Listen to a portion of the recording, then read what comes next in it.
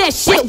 Welcome to Trash Talk MMA. Smile on my face, behind my back, and talk trash. The #1 podcast for news and insight that matters in the world of mixed martial arts.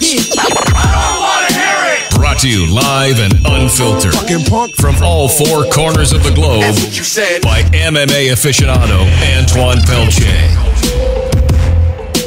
Yo, and welcome to the Trash Talk MMA podcast. I'm your host, Antoine Peltier, and today I have a very special guest, UFC Bantamweight fighter, Vaughan Lee. Vaughan, how you doing, buddy? I'm great, thank you. Awesome, man. What brings you to Phuket?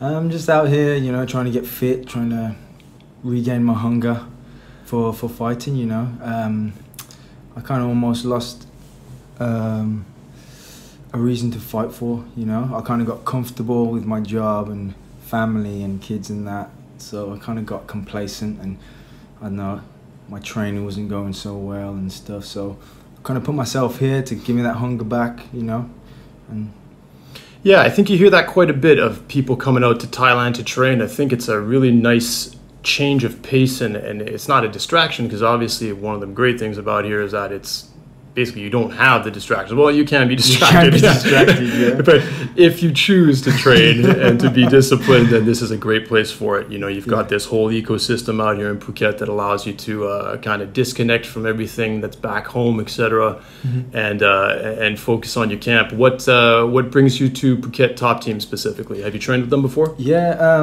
before my first UFC fight with Cariaso, I came out here and decided to train at Phuket Top Team because they're more MMA based, Okay.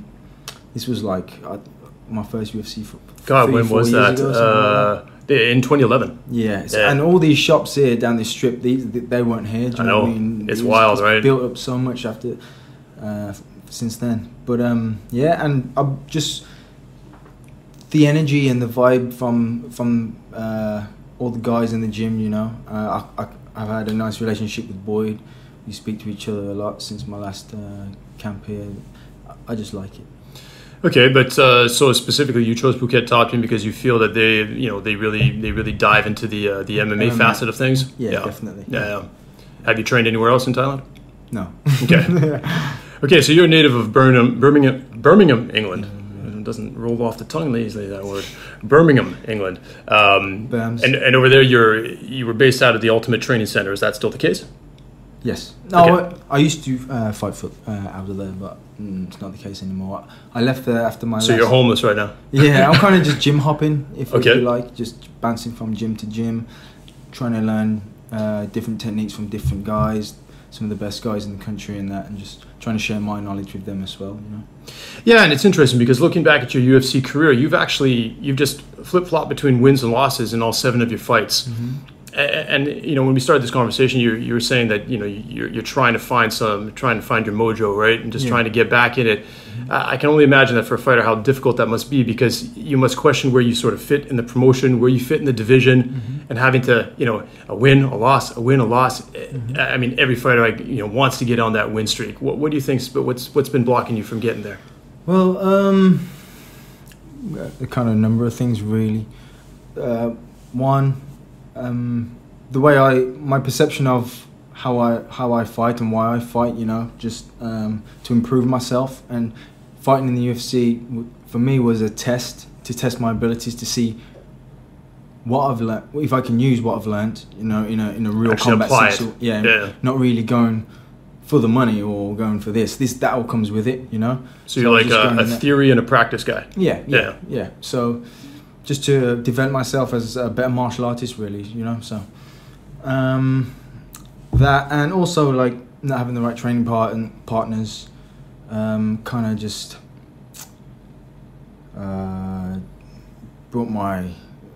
kept me stale, kept me stagnant in one place, Yeah, you probably didn't feel like I was kind growing. of plateaued, right? Yeah, exactly. I was like, I got to one level in the gym, and then I'd have to wait for other guys to come up to my level or close and spar with those, or train with the bigger guys who I would and get injured. You know what I mean? So.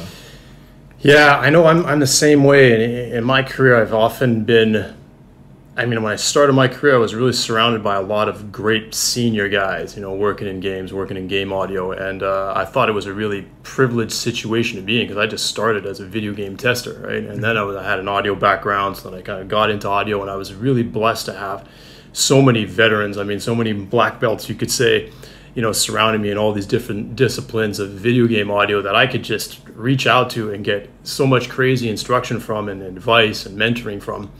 And I can only imagine in something that you need to apply so tangibly as martial arts that you're constantly striving to work with people that are better than you because it's the iron sharpens iron thing. And you seem like somebody that gravitates toward that sense of dynamic for your own growth as a fighter. Yes, definitely. I mean, and when you're like the big fish, you don't really progress, you know what I mean? You're helping everyone else, but you're not really progressing yourself. So that's why I love to go to places to get beat down, you know what I mean? I need to get beat down so it makes me stronger, you know, when I come back, and I learn a lot from it. So when did you start this journey of trying to basically reinvent yourself here, reinvigorate yourself? I started it after my last fight with Iuri Alcantara. Okay. He knocked me out. The first time I've been knocked out unconscious, that is. Okay. And it taught me in a fight or even in training or? In a fight. Is that the first time in your life you really lost fully consciousness? Fully okay. Consciousness. And I kind of saw life differently now. Yeah. You know what I mean? Like, I perceive life a lot differently, just from being knocked out. You know what I mean? So what's your takeaway from that? That it sucks. No, not really. It's made me fearless of being knocked out again. You know, it's I kind of know what it feels like now, so it's like I'm unafraid of that. So now I think my striking will be a lot more better, or I'll be able to bring it out more because I'm unafraid of getting knocked out. Yeah. Now, I mean, you know, looking back at, I mean, your whole career, you've actually fought a really, like a who's who of bantamweights. You know, I was just looking back at your record today, knowing that we were going to speak tonight. I mean, Brad Pickett, Cris Cariaso. I mean, Pickett's always a perpetual contender. Cariaso, he fought for the belt. You're the first guy to submit Kid Yamamoto. I mean, you fought TJ Dillashaw. He's the champ. Raphael Assuncao. He should be getting a title fight. You had a crazy war with Phan. And then, you know, the fight you just mentioned against Alcantara. I mean, you've been put against a pretty vicious list of competitors. Do you like the way your career has progressed like that? Do you feel like when you got into the UFC, like how big of a jump was that for you compared to the guys you'd fought before? I mean, I think you fought Pickett outside of the UFC, right? Yes, yeah. I fought him. We actually fought for a title. And he was at the top of his game, and I was just an up and comer. Yeah. And it was a big war as well. That was a good war, but he defeated me in the third round with a crucifix and elbows. Okay. But since then we've been training partners. Crazy. I go help him train. Okay. And he helps me train. So yeah, we're pretty cool. I mean, he's another guy who's kind of at a bit of a crossroads. He's been, you know, changing weight classes and sort of jumping around and has mixed success. I mean, I've always been a big fan of Brad Pickett as well. You know, gritty fighter. Always interesting to watch him fight. So that's cool. You guys are now training together. Yeah. When did that start? Pretty much after we fought, really. Yeah. Okay. That was years ago, so we've known each other for years. Okay, so before you got to the UFC then? Yes. Okay. Yes, yeah. We were friends before we got to the UFC. All right. So in terms of like, how do you lay out? Sorry, go ahead. Back to the question. Awesome. I see my career. I was very uneducated back in the day, you know, with cutting weight and stuff like that. So I used to fight just at my walking around weight. And the guys I used to fight, they used to cut weight, you know what I mean? Okay. So I used to fight bigger guys all the time. But it wasn't really a problem for me because I was pretty strong as I was a kid. But as I got to fight better guys, that's when it became a problem. That's when I cut down to bantamweight. And to me... And you started as a featherweight. Yeah, I started as a featherweight. How many fights did you fight at featherweight before dropping to bantam? I'd say about 12 maybe, 12. Okay. 12, 15, something like that. So so you were fighting monsters then? Yeah. Okay. And then I cut down to bantam. But I always say to myself, I don't mind who I fight. You know what I mean? I want to fight the best because that's the only way I'm going to learn. You know what I mean? If I'm you've clearly done that, yeah. So the way my career's gone, I've learned a lot from my last fight. You know what I mean? Every fight I learned from it. So if you look at my record in the UFC, I lost my first fight and I learned a lot from it. And I came back and submitted Kid Yamamoto. Then I lost to TJ Dillashaw, learned that, and then come back and win. So I kind of win, learn kind of thing, you know.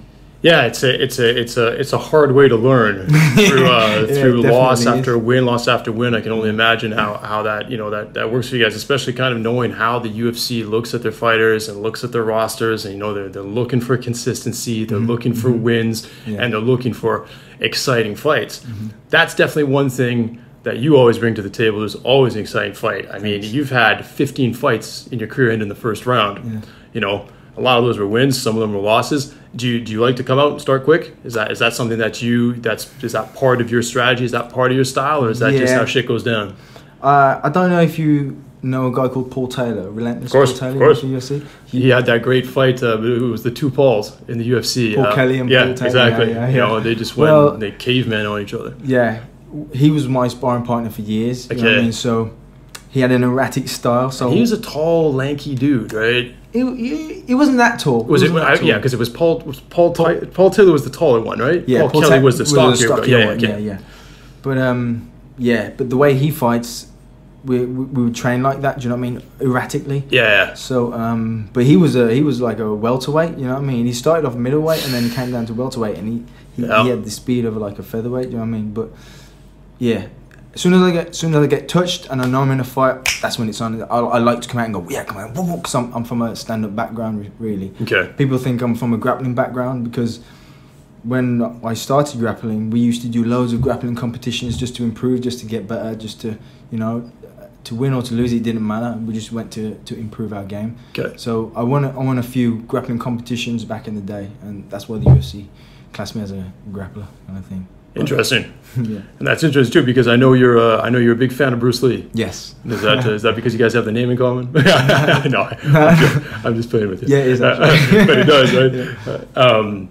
And so that's funny. I'm sure you probably modeled yourself off if you're a big fan of him. And well, growing up, I read all his books, watched all his films. You know what I mean? Yep. But the Tao Jeet Kune Do, that's probably one of my favorite books. It breaks down a lot of things, you know what I mean? But growing up, I didn't understand most of it because I didn't understand cadence and stuff like the relationship between your opponent, breaking the rhythm and stuff like that. But as I grew older and experienced it in my fight, I go back and read it. I know the whole book, you know what I mean? It's dissolved inside me because I know. It's part of your DNA now. Exactly, yeah. Yeah, and I think books like that have so many deep layers to them. I think when you're younger, you're just not going to process them the same way. Exactly. And you haven't gone through all these fights, going through the wins, going through the losses, changing promotions, changing camps, training in different spots. If you go back and reference some of that literature, you're gonna get all sorts of new jewels from it every single time. Exactly, yeah. I mean, that's one of the beauties of getting old and somewhat wiser. Right? Awesome. So, I mean, outside of Phuket Top Team, you said you've been gym jumping a bit. Have you been anywhere else interesting? Or? Not outside the UK, but in the UK I train at various other gyms. Like down in Portsmouth, there's a Gym01. Phil Harris used to be a flyweight in the UFC. The name rings a bell. He trains there. So I train at Titan sometimes with Brad Pickett. Yep. There's a gym that's affiliated with Bang Muay Thai and 10th Planet Jiu-Jitsu called Elements in Birmingham. That's where my base is at the moment, where I go regularly. But I just keep jumping from gym to gym, really. So what's your take on the scene in England right now? I mean, obviously the UFC is exploding all over the place. We see there's a card every single Saturday now, and there's one coming up in Manila. I mean, they're just happening. They're springing up all over the place like mushrooms. How has the scene? I mean, the scene was already obviously the infrastructure's been in place in England for a long time. Yeah. But I mean, living there, do you feel like there's a real growth and a real enthusiasm around MMA right now? Yeah, I think so. Definitely, because I think boxing is, don't get me wrong, but it's kind of dying out. Do you know what I mean? To be honest, after this Manny Pacquiao and Mayweather fight, I know there's some other good guys coming up, but everyone's going towards the excitement is now. really radiating around this fight. And then after that, I mean, thanks to Conor McGregor as well. Do you know what I mean? He's just, everyone loves Conor. He brings entertainment. You know what I mean? That entertainment value that Muhammad Ali brought to boxing. You know what I mean? He's bringing that. So I think that's bringing people, drawing people into. What's your take on Conor as a fighter? As a fighter, yeah, I think he's kind of like. Are you happy to see him? Do you think he's earned this title shot? Yeah. Oh, yeah. Well, yeah. Kind of, sort of. He's talked his way to the top where he can generate that much money, you know. But the other guys, there's probably other guys out there that have been in the game longer that should have probably got a shot. But Jose Aldo's beaten them all too. Yeah, it's true. He's beaten Frankie. He's beaten Cub. He's beaten Uriah. Yeah. So you get to Conor, who beat Poirier, who beat some of the other guys a little bit higher up. You know, but I think it's an interesting dynamic. I think he's talked his talk and he's walked his walk. Yeah. He's beaten good guys, if not great ones. The guys ranked ahead of him have all lost to the champ. Yeah. He's done a great job promoting a fight.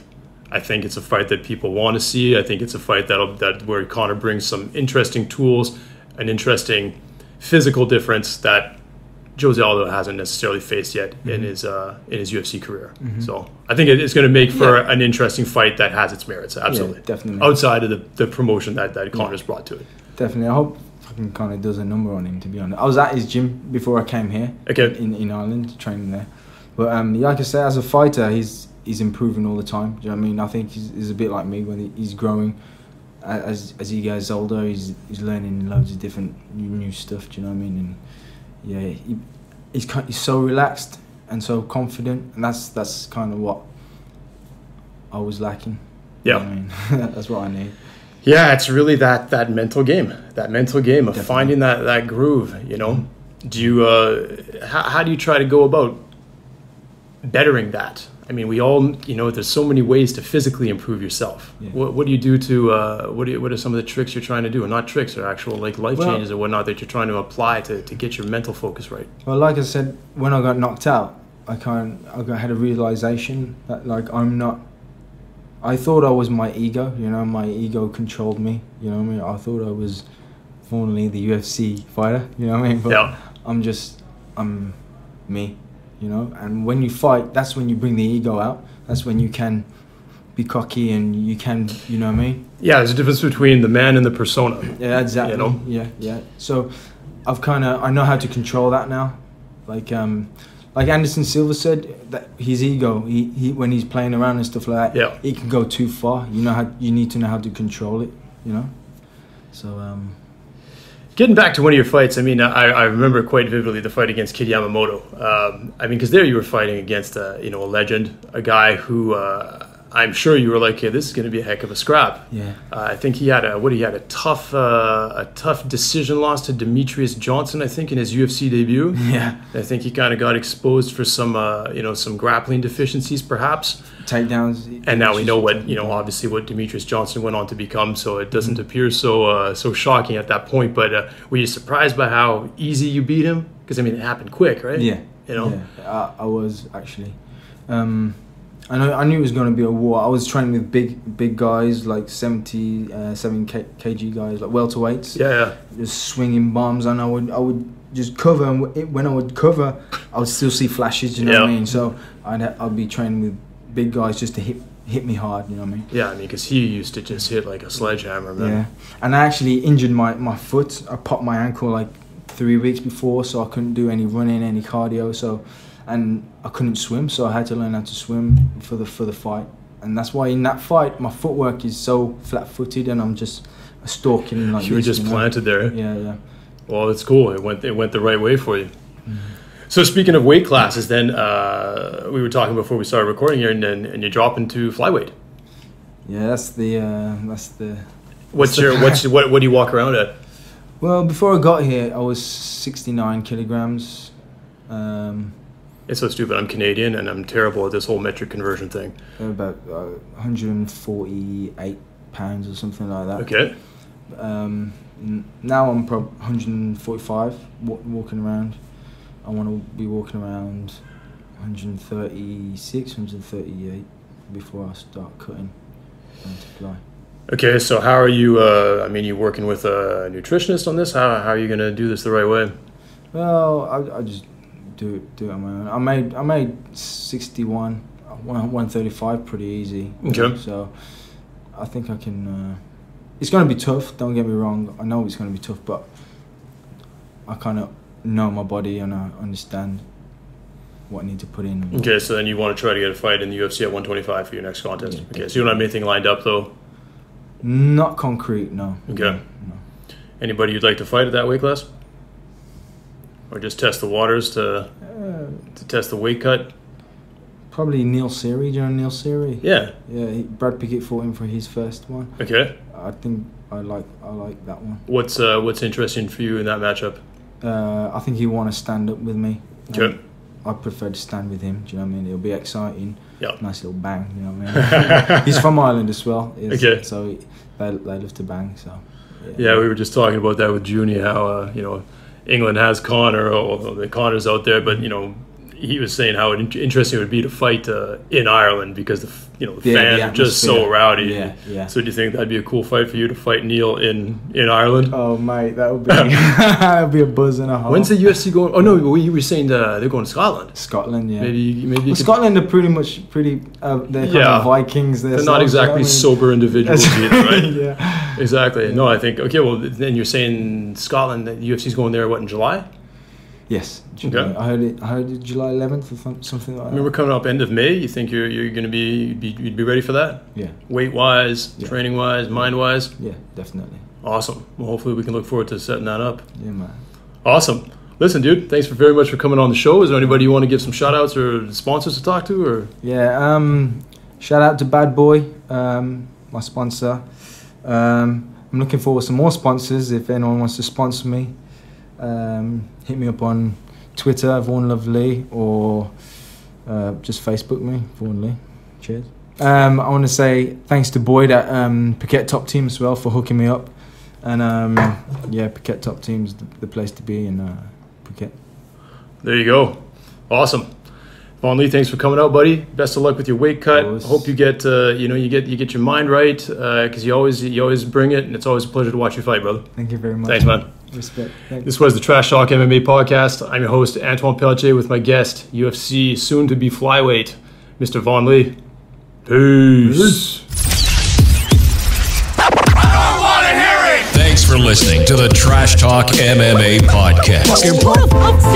Yeah. Be sure to visit trashtalkmma.com. On my face, behind my back, I talk trash. And don't forget to follow Antoine on Twitter at Trash Talk MMA. That's what you said. Let us know you're listening. Who the fuck said shit? Use hashtag Trash Talk MMA.